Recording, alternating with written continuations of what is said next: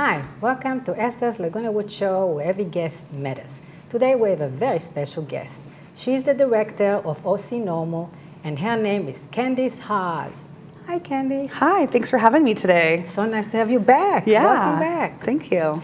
So you're the director and the founder of OC Normal, right? Yeah, exactly. Orange County Normal is the Orange County chapter of the National Organization for the Reform of Marijuana Laws. Our national chapter actually founded in 1970, so we're celebrating our 50-year anniversary. Wow. Yeah.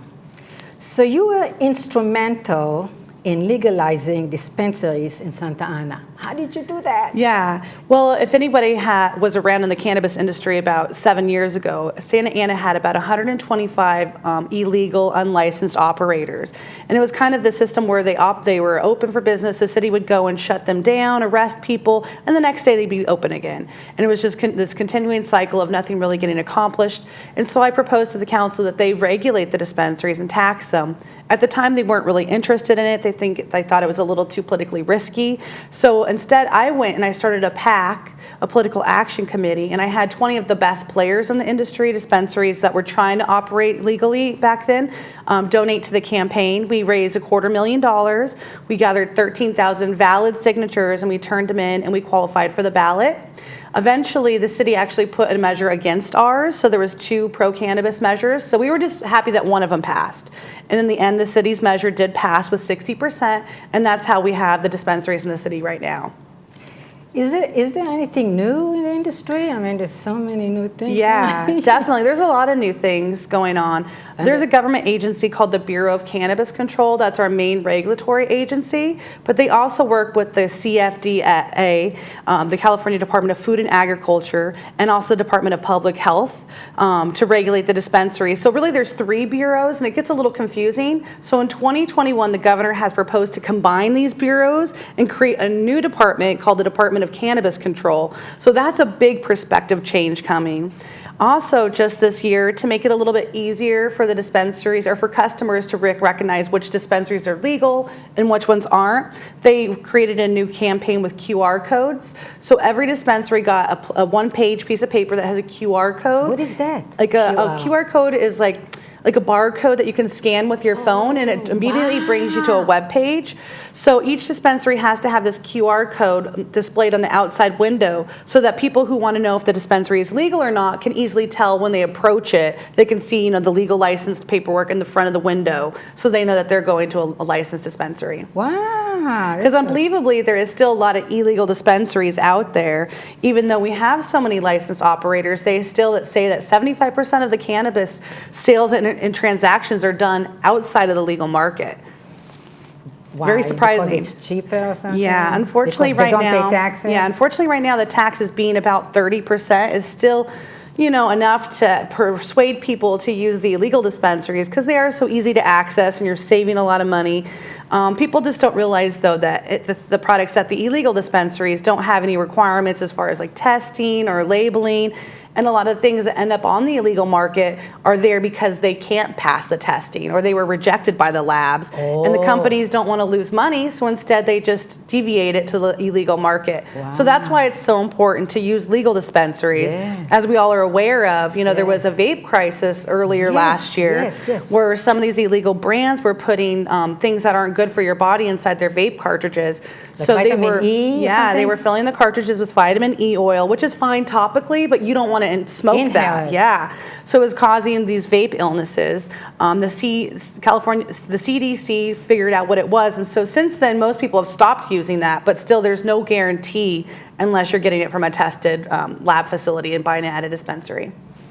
You have a senior outreach. What is that? Yeah, so for my day job, I work at Bud and Bloom, which is one of the dispensaries in Santa Ana, and we do a senior shuttle every single month for the past 3 years. So this is a great opportunity for people either that can't drive and actually want to go and see the products and talk to a consultant about what would be best for them, or else just people that maybe don't want to use it, but want to get educated to come and kind of get exposed to cannabis. Yeah. So we bus the seniors over, we give them a free lunch, we do an educational presentation, and then they have an opportunity to talk with some of the senior-friendly brands that we have on site. Yeah. And then they can go in for a tour or to make a purchase. But it's just been a really rewarding experience, and I hear all the time how it really helped educate people.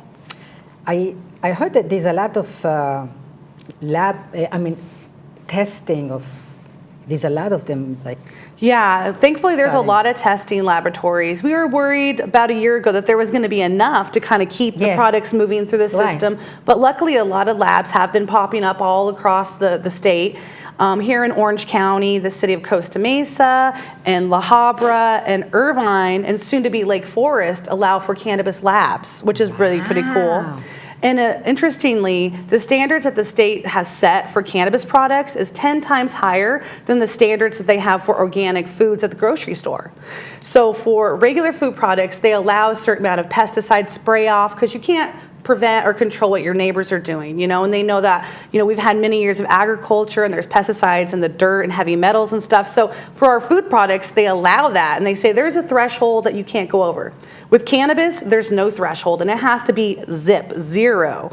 So if you want to eat completely organic, pesticide free, buy and eat all of your food from dispensaries. And in fact, there is a company that makes chocolate covered strawberries and blueberries, and they have to go to Canada and to France to find those fruits to use as a base that will pass our testing standards. Wow. Yeah. So very high standards. Wow. So that ensures that everything that you're getting is safe, and then also that it's labeled and dosed correctly. So what's on the label is exactly what's inside the product. And if you take one piece of chocolate, it's going to be dosed the same as the whole rest of the bar. So it's easy for dosing and it's reliable.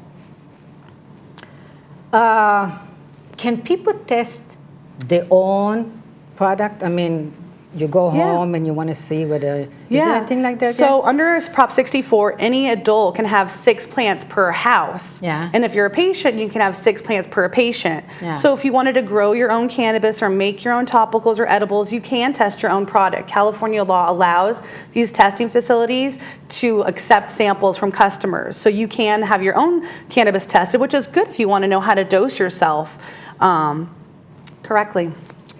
There are so many CBDs out there. Let's talk a little bit about CBDs. What kind of CBD? I mean, so CBD is huge right now. Yeah. There's a lot of money being made off CBD. A lot of people trying to get into the CBD market, but I don't think people are really educating customers on CBD. So CBD can come from many different plants. It can come from hops, it can come from hemp, it can come from cannabis, and it can come from other plants as well. Just like citrus can come from many different kinds of sources. I didn't know that. Yeah. Wow. So they can extract CBD from industrial hemp.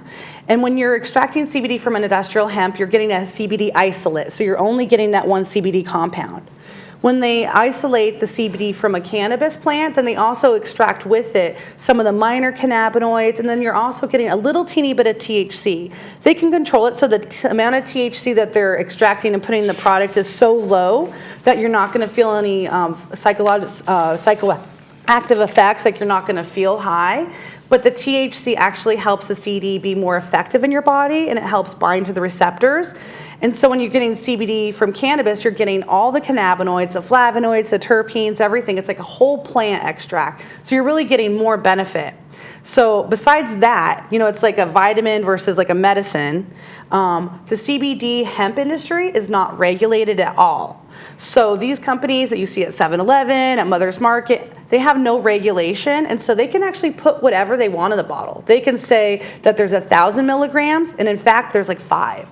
There was actually a news station that did a study on that, and they took 20 different brands and tested them, and they found that a couple brands actually had zero CBD in it, even though they said they were CBD products, and most had way less than they said, and there was a couple that actually did have what they labeled. But there's no regulation, so they can really put whatever they want. Also, a lot of this industrial hemp CBD that you can buy like at the grocery stores or anywhere outside a dispensary, the CBD isolate is actually coming from China and from some companies or some countries that don't really have like best practices. So that's why, it's really smart to buy something from a dispensary because it's going to be tested, and what's on that bottle is what's actually going to be inside. Are there any special brands for seniors?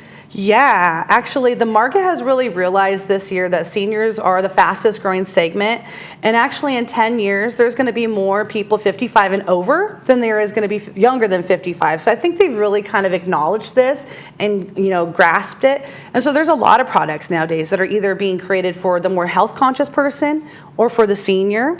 And we have a bunch of brands that we actually brought here today, which are pretty neat. Yes. Some of the things that are really cool that just came out recently are these cannabis infused wines. Oh, yeah. So for the seniors that, they're socialized with people that like to drink and they feel like they're kind of left out, this is something that's really neat. So these are actually on the higher end, these different wines and this mixed drink. This is a mixed drink, and this is wine, and this is wine. Yeah, so these bottles are about $55, but they can last you for a while. Yeah, because there's about 40 milligrams of THC CBD.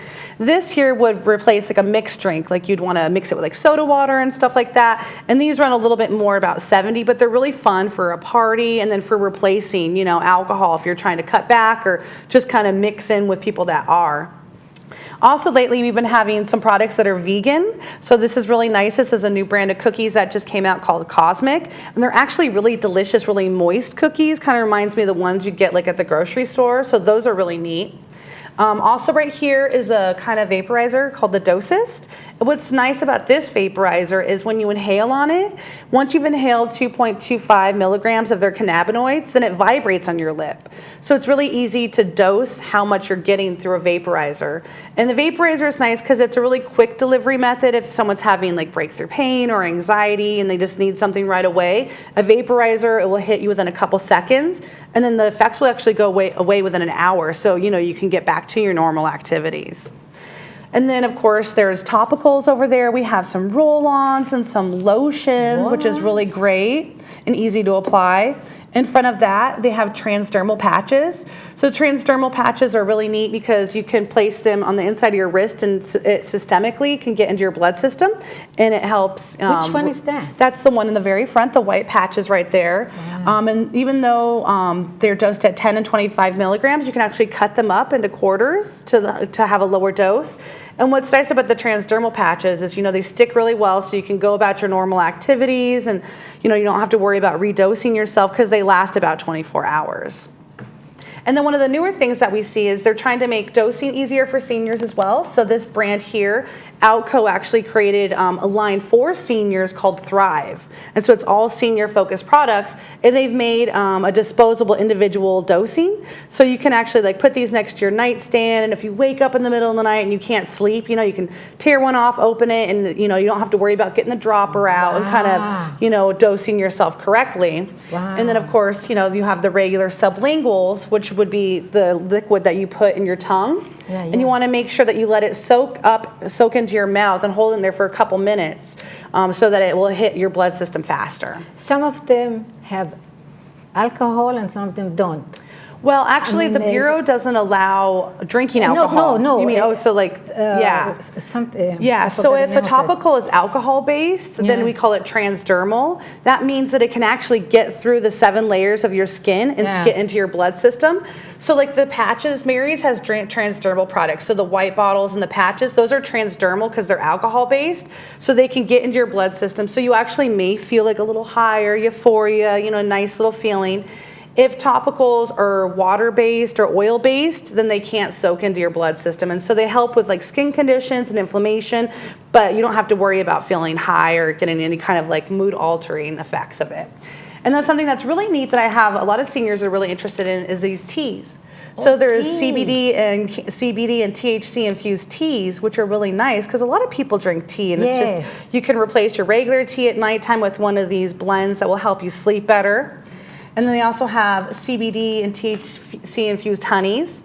So you can incorporate this into other foods. Honey into it. Oh. And I didn't bring it, but we have peanut butters and we have butter so people can make their own foods and just incorporate cannabis into it. And there's drink mixes here, and there's gummies, and there's chews. There's just so many different forms. There's so many new products. Just recently, too, I saw that there is a new vaginal suppository that they have on the market to help with menopause. Really? Yes. So there's products being, created for all sorts of different demographics of the senior market because they really have realized how important this group is. and how rewarding it is. If you can get a senior off opioids and give them cannabis that's working well for them, it really increases their quality of life and lowers that chance of overdose. Wow, if somebody comes up with a good idea. Yeah. Yeah, every time I go into the dispensary, I'm like, wow, that's new, that's amazing. So, I mean, even if you're not a cannabis user, come down and check out a dispensary. It'll really blow your mind. So if somebody has an idea, where should they go? To patent it? Or yeah. Well, there are certain companies that help people white label. So if you don't have like a couple $1 million to start your own cannabis business, you can go to one of these companies that is manufacturing products. And white labeling means that you're just going to take their product and put your label on it and then sell the product on your own. So that's an easier opportunity for people that don't have millions of dollars to get into the cannabis industry. And there's they can start. Yeah, somewhere. they can start on a smaller scale, and then eventually, if they get big enough, they can get their own license and open their own facility.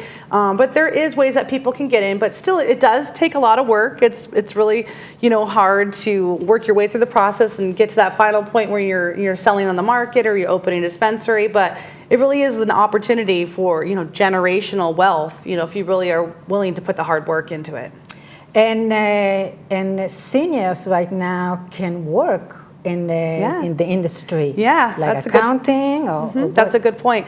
Especially because the dispensaries have realized how important seniors are. I've found that a lot of them are trying to hire seniors. They find that the seniors working as cannabis consultants behind the register can, they can relate to the customers better that are coming in. And also they want people that have lifetime skills, that have worked 40 years in accounting or have experience in HR or in marketing or all these different segments of the industry and marketing. It's a value to them to have people that have, this long experience in the industry. Yeah, and now they have so many education, there's so many seminars. Yeah. And they cost a lot of money, do they? Yeah, so you can always find free seminars, and that's why I always suggest to people to start and see what you can find locally for free. There's a lot of dispensaries that put on educational seminars and some of the nonprofits like Normal. But if you want to go and learn... don't charge? No, yeah, they're all meeting. So Normal is a nonprofit, so we offer our meetings every month for free just to educate people, let them know what's going on in Sacramento with legislation and with the cities. But people that are more business minded. The business conferences are on the higher end, usually about between $400 and $700 to $800 for these business conferences. One day? For one or 2 days. But really, the expectation is that somebody's going to pay that money, go to that conference all day, and then have the tools to be able to open a business to make a lot of money. So I think that's why that fee is so high. But on the consumer level, there's a lot of education that people can get for free. Like what kind of education do they need? I mean, yeah. Well, actually, what we've done at Bud of Bloom is we've done grow classes to teach people how to grow their own, because we know cannabis is expensive. And if people can offset it and grow a portion of it themselves, they should. That'll make them happier and more healthy. We've also done cooking classes to teach people how to cook. We've had doctors come in and talk about the endocannabinoid system, or research that's finding that cannabis may be helpful in preventing Alzheimer's, and talking about other conditions. Alzheimer's. Yeah. Wow. Yeah. We've also had people come and talk about the testing process and about the different terpenes. So there's a lot to learn about the cannabis industry. And even though I've been in the industry for 17 years, I learn something new all the time. It's always something. Yeah, it's always coming something. Up with something. Yeah, that's why it's so exciting, because there's always something new. It's always changing. So the dispensaries that are opening up in Santa Ana, are some of them closing or more opening? Well, right now the city has licensed 30, a total of 30. Right now there's only 19 that are open and operational. So the rest are still in the process of getting their permits and their building approvals and stuff like that.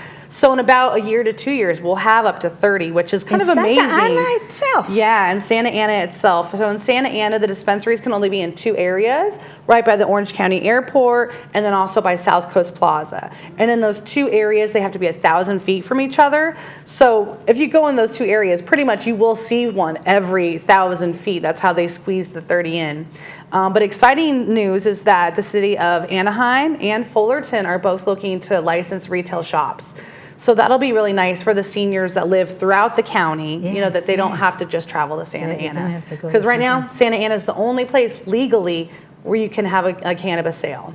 So it's going to take a while, huh? Yeah, so that's probably still like a year and a half out before those cities have open dispensaries, but it's nice to see progress. For many years, it's been only Santa Ana.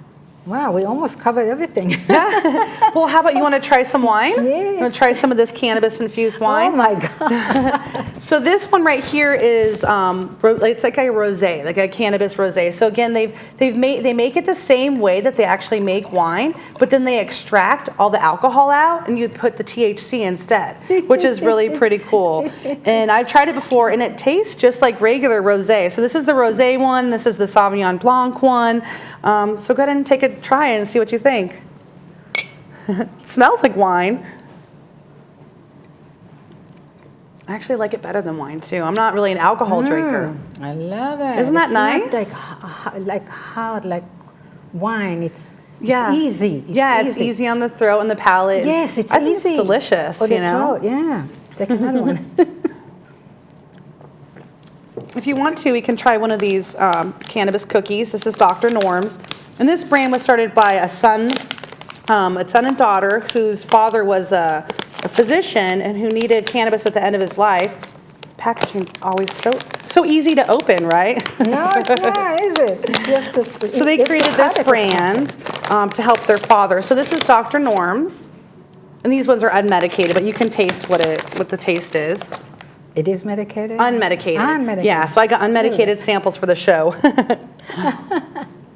But they're really good.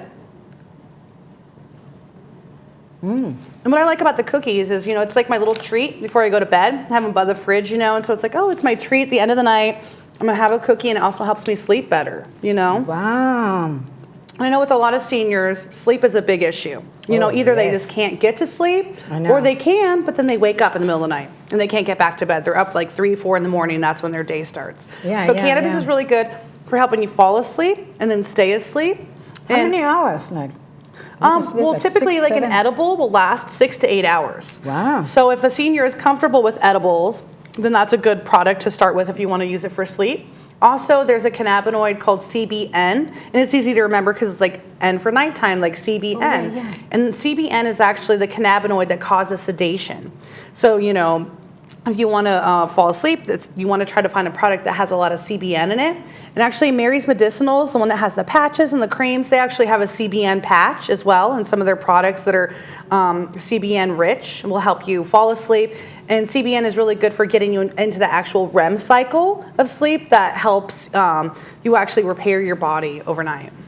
So what is the stigma? How is the stigma now about cannabis? It's really changed. I mean, I've been in this industry for 17 years, and back in the beginning, they were arresting patients for using cannabis. And now it's like everybody either knows somebody that's using CBD or cannabis, or they're using it themselves. I recently did a golf tournament, and I was amazed to find that out of 140 golfers, about at least 100 were familiar with cannabis, already using it, or knew somebody, so I have a lot of positive feedback. I don't really run into anybody hardly anymore that has like old school views of, reefer madness, thinks that this is like, the cause of like a lot of ills in the world. A lot of people really understand how it is beneficial now. And so it's really great. And I think it's mostly because of government regulation. We have these rules and we have this process to make it safe. And the cannabis industry is, paying into the tax system. Last year, we made a little under $400 million in taxes for the state, which is about a third as much as they thought they'd make, but that's still nothing to laugh at. That's a lot of money going into our state system. Especially the wine. Oh my God, I'm telling you, this wine is so smooth. Yeah. Really smooth. Yeah. I love it. It's nice. Yeah. But still with the stigma and everything, still everything is fine. But if you have cannabis with you, and you go from California to Nevada, it's not a good idea. Even though Nevada has cannabis. Yeah, that's a really good point. And that's a question I get and a misconception a lot of people have. Yes. Even if you're traveling from one cannabis state to another, even if they have a reciprocity law, meaning that they recognize other states' medical marijuana recommendations, you still aren't allowed to bring it across state lines. So, if people that are traveling here and buying at the dispensary, I always let them know you can't buy more than you can consume here. You can't buy it on the plane. Although the airport police here in the state have said that if you're traveling in-state, then you are allowed to travel with what's legally allowable. So that means for adults, you can have up to 1 ounce on you and up to 8 grams of concentrates. So if you're going from like Orange County to San Francisco, you can bring your medicine with you there, which is nice. In California, it's Yeah, still inside California, California is but fine. not to a different state. Yeah, exactly. So people should know Yeah. out there that they shouldn't do that. Yeah, and then another misconception is people, think that now they can drive on cannabis, but nothing has changed there. You still can't drive while under the influence It's like wine. You prescription cannot. medicine, wine, It's anything. like wine, Yeah. prescription medicine. You cannot Yeah. drive. I mean, Yeah, but if once you've Same gotten thing. used to the effects of a medication or cannabis, and you can gauge, whether you're able to drive, then you could start, thinking about it. But still, should give yourself always a couple hours, But Well, have a once you're used to designated cannabis, you driver. don't have to wait 8 hours to drive. You can maybe wait 2 or 3 hours until you feel comfortable. did we talk about the mixer? I don't think we did, but Yeah. yeah, this is our TET, and this is a really cool product. And so if you're more of like a mixed drink person, you can try this. You can mix it with like soda water, with like soda, juices and stuff like that. And so, just another way to kind of like mix and mingle with your crowd of friends that maybe socialize and drink. And another way to use it too, if you are a regular cannabis user, you don't want to just smoke flower all the time or just do topicals. Yes. Sometimes, like, say it's like 420 or it's a holiday, or a party or something. You want to mix it up and do something different. And that's why it's really cool to have these different kinds of delivery methods. I love the wine. Yeah, I know. We can't say enough about it, huh? We need to have like a cannabis wine party. I love it. I love it. Well, we covered everything. Yeah, we talked about a lot too. Do you want to add anything? Just if people want to learn more about the regulations, Yes. I would say definitely go to cannabis.ca.gov if you want to read regulations and stay up to date with that. And then some good websites to learn about medical uses would be Leafly, like leafly.com. That's a good place too to learn more about the different cannabinoids and the terpenes, and if you have a certain condition, what would be a good product to use to help with that. Wow. Well, it was so much fun having you Yeah, here. I love being here. Thank you for coming. Yeah, thank you. Thank you for watching, and next time we'll have another interesting guest. Thank you.